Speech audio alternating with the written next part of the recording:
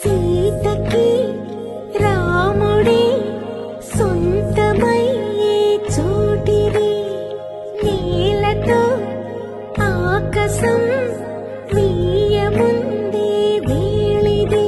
మూడు ముళ్ళు వేసి మూడు లోకాలకి ముచ్చటొచ్చినమ్మా, ఏడు అంకలేసి ఏడు జన్మాలకి వీడదీసిందమ్మా.